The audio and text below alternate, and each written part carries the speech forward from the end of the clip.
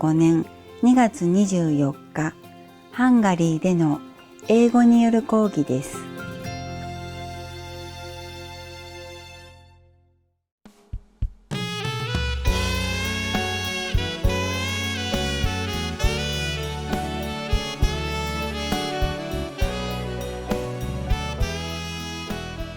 Hi, Master. Hi. Recently, my mental has been really bad. Yeah? I feel peaceful, but my mind has been really troubling me a lot. What happened? Lots of thoughts, mainly negative, criticizing thoughts about people in my mind. And when I see the people, I love them. I don't dislike them, but in my mind, something they say keeps criticizing, judging them. Just recently? Yeah, probably for the last month or so. Maybe you come in touch with something that reminds you of something else, you know? Yeah. So it's not your fault, it's just affinity sometimes, okay? It's just self-fluid. And the other thing you said about being considerate, you know, earlier when we came in here, I just rushed in and moved people's stuff and just sat down. I know. And I didn't know that I had that. I thought that I was a considerate person. I know. Until that minute, and I realized, maybe, oh, have I been like that all the time? I didn't know. I know. I'm telling you. I was telling you all along, and you think you're the best already. Because you don't eat meat, you don't drink wine, you don't have extramarital relationship, you think you're sane, I know that. I think that's the problem, right? I know, we just do it, bad habit, that's all. I think what you said about our bricklayers was very interesting because it means that to be a saint, you don't need to be aware of it, right? No. Even more so. I'm telling you, it's okay, it's normal. I tell you why. Suppose you were just a normal person, a student, and you study medicine, then you become a doctor. But meanwhile, you have been students all along, you see? And the student, they live sometimes messy life, sometimes partying, and very lousy habit and all that, you know? And rush, and go here and there, and studying, and all kind of things. Borrowing money, living on parents, and all kind of. And when you become a doctor, you cannot immediately drop all this habit. So you're a doctor, when you still have this lousy student habit, your house is a mess, or everything like that. You sharpie, clothes, or stinking, or smoking, or drinking, whatever. You understand me? Yes. So the sooner you realize you're now a dignified doctor, the better. Yeah? Last week I had kind of changing inside me. I cleaned my house up, I shaved, and you know, all of a sudden I started not being happy with the way things were. I wanted to change. Okay, then Only in the last probably week. you begin to realize that you should be better. But before I'd be so lazy, I feel, you know, you saying that you've waited 20 years for us to grow up.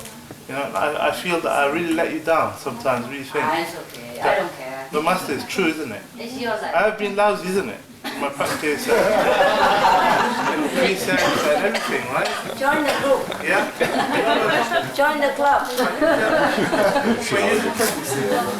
Join the club, okay? You want a club member card? I'm sorry, from today I'm really going to try a lot harder. Okay, everybody should, eh? Yeah. That's good that you realize it. Yeah.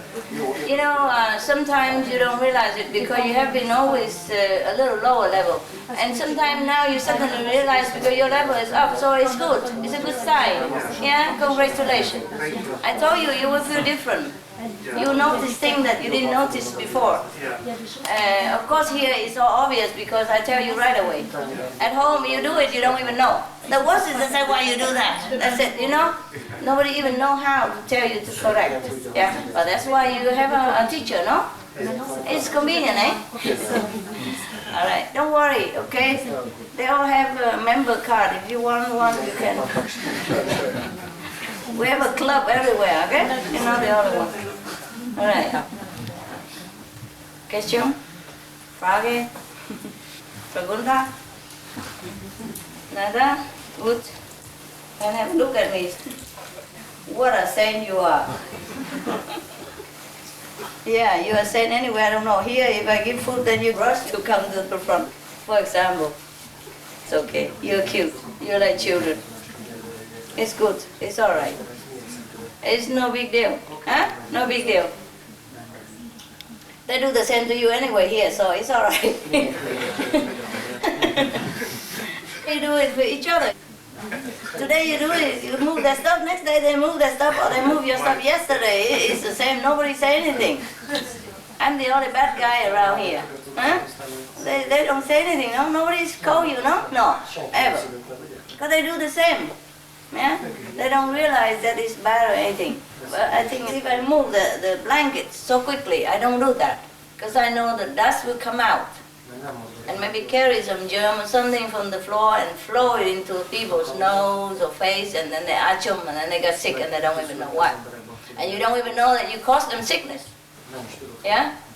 Or sometimes you carry a lot of luggage in the airport and you hang around, bang all over, and then bang on people, you know, and you don't even apologize. It's just very difficult to consider people all the time. Just try your best, all right? Try your best. Any more suffering, relationship problem? Huh? Everything okay? Oh. Whatever condition, just try to get through it and meditate. Because you never have it perfect in this world. It's always something, huh? It's always something. For example, when I live in a cave, you know, of course I was not used to it, no? No water, no electricity, no heater. And then I thought, okay, I wish I have a heater, so I buy one, the oil heater. It's fine, you turn it on, everything. But after a while, you have to go and fill in the oil. Oh, that's not the worst. You have to bring the oil heater out, turn it off first. Otherwise, the smell is more tense. It's a bit suffocating. And then I'm coughing. If I put it in there, you know? So I bring it out and wait in the cold outside. No more smell, okay. Light it on, wait for it to turn on. Okay, fine. Into the tent. But be very careful because it's heavy, you know? And I'm alone there, nobody helps me. And then after a while, it's too hot because the tent is too small. I turn it to the lowest already, it's still too hot. And then I have to bring it out again. Outside the tent and turn it off. Okay, go back inside, meditate again. Oh, it's too cold. Back inside, turn it on, meditate. Oh, it's too hot.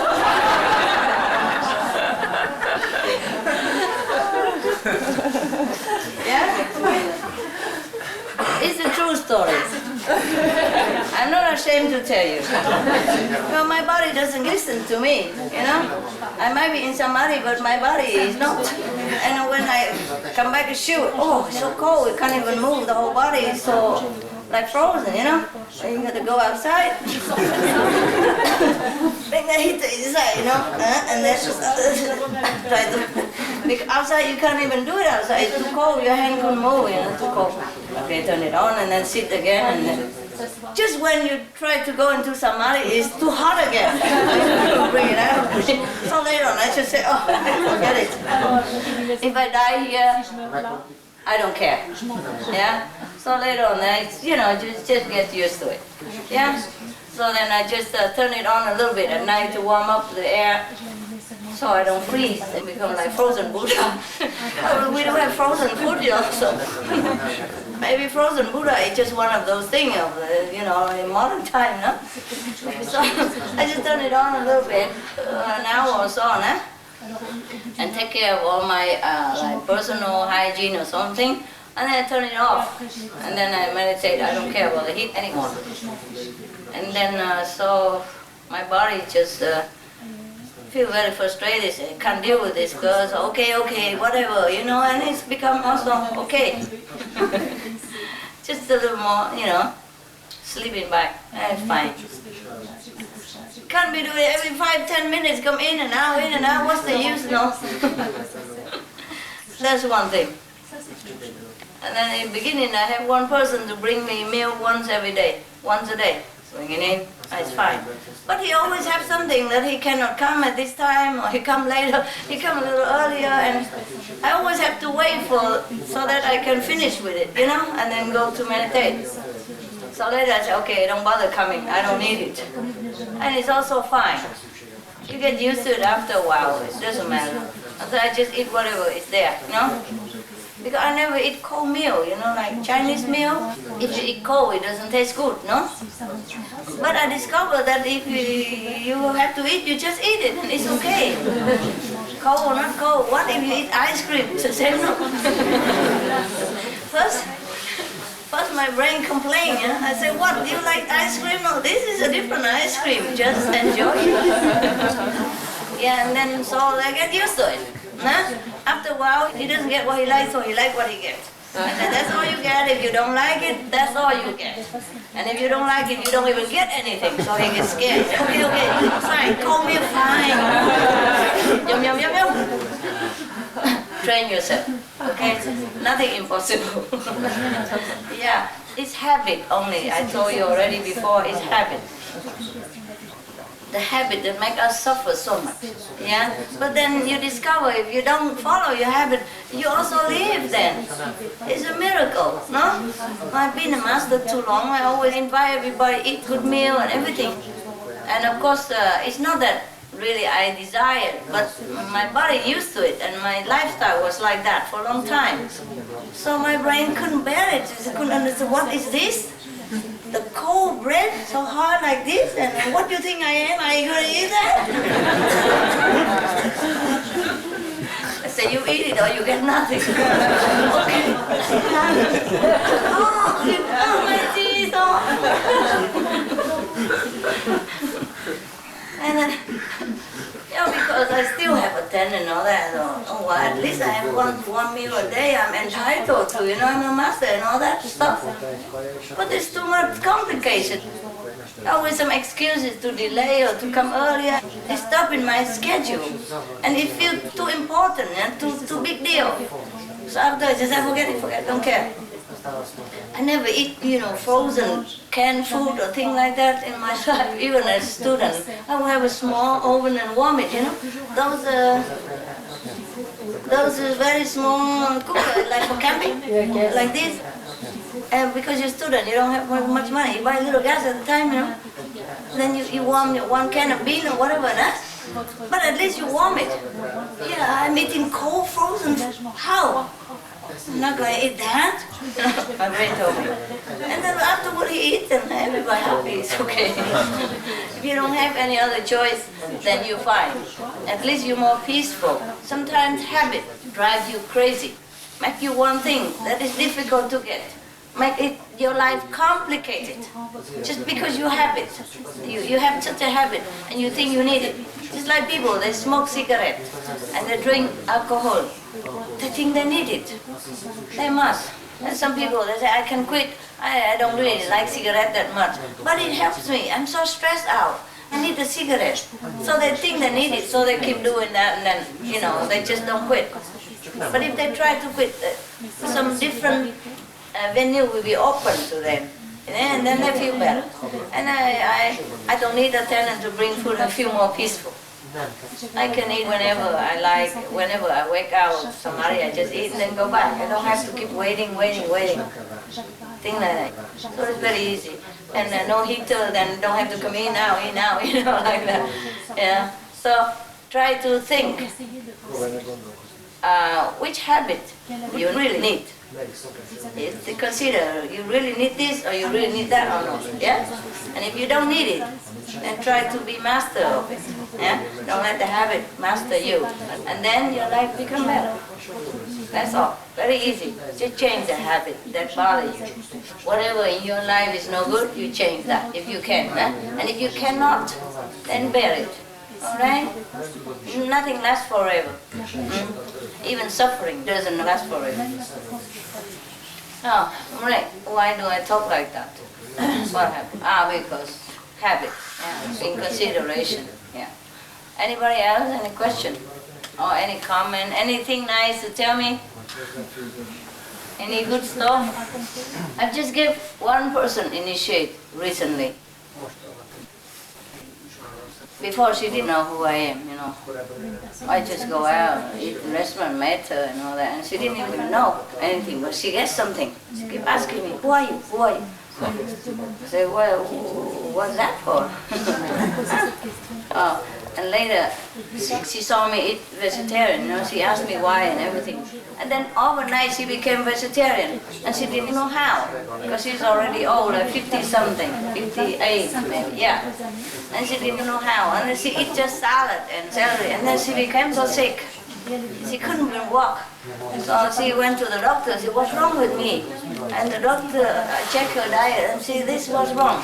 You don't eat anything, you must eat protein and all that. But she said, no, I want to be vegetarian. So I took pity on her, you know, because of her faith in me. I didn't even tell her to eat vegetarian. I never go after anybody.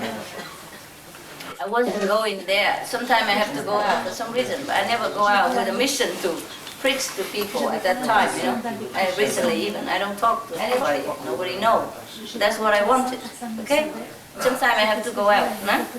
Apart from retreat, sometimes I have to go out because bureaucracy, anything, they need personal attention. Or banking, or passport, whatever, nah? Then I met people sometimes. And then overnight she became a vegetarian and she didn't even tell me. And next time I saw her, she was, you know, like very weak, and I asked and she said, I said, no, you can't eat just vegetable. You have to eat this and that and that. And then I tell people to give her some protein and tell her where to buy, so she's okay. And then she keep asking about spiritual. She says she always wants to see a master, because in her book she read that don't practice what we say in this book, you have to find a master. I don't know where to find a master and all that. And she was asking, and I said, well, my whatever secretary, my driver can teach you, you know. He's high level. I said, really? Well, he doesn't look like it. He doesn't look like, but he's cool, you know, high level. It's okay. So I was so sorry for her. And she was my sister in long time ago, 400 years ago. So of course, you know, okay, I taught her. And then after, because I told her my name, you know, so she went home and checked into the emails. And she came back and said, she couldn't say anything. I was just said, and then okay, I have to get over that. The next time she said, oh, miracle! Everything is a miracle in my life now. Oh, miracle to myself, my husband, my son. Every day miracle. Thank you so much. And every time she comes to me, she jumping like a kid, talking non-stop about miracle. I had hard time to catch up what miracle happened, you know, because he talks so much and so fast. Too many miracles. And I wonder, how come you don't talk to me about miracles? You're quiet.